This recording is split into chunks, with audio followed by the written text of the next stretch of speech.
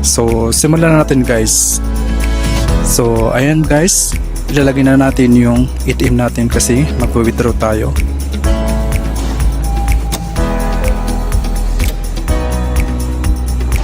Then tapos siyempre ilalagay natin yung PIN code ng ating account. So i-tap natin yung accept. So dito guys, makikita nyo dito yung withdrawals. Ayan, tap natin yan.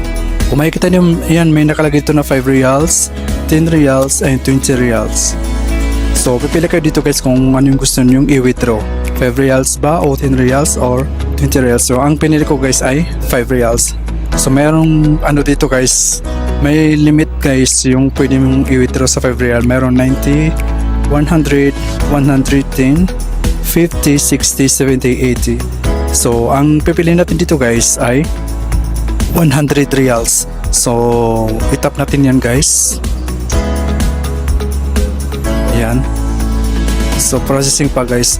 So madali lang to guys. Itong ano to guys ay malaking tulong to sa may mga business katulad ng mga restaurant at saka iba pang business guys, kasi lalo na pag kailangan nila yung barya guys or change. So punta ka lang dito sa Alinma Bank sa may branch nila, tapos magpapalit ka lang ng katulad ng 10 real, 5 reals or 20 reals. So ayan na guys, kung makikita nyo yan guys, yung withdraw ko na 100, so ginawa ko siyang tag 5 reals. So malaking tulong na to guys.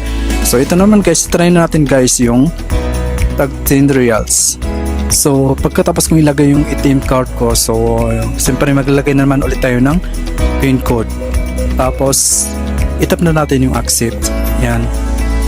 Then tapos itap ulit natin yung withdrawals. Ayan. Then ang pipiliin ulit natin guys ay 10 reals. So dito guys sa 10 reals meron ding limit guys, kasi meron ditong 190, 200, 210, 120, 130, 150, 170. So ang pipiliin natin dito guys ay 120.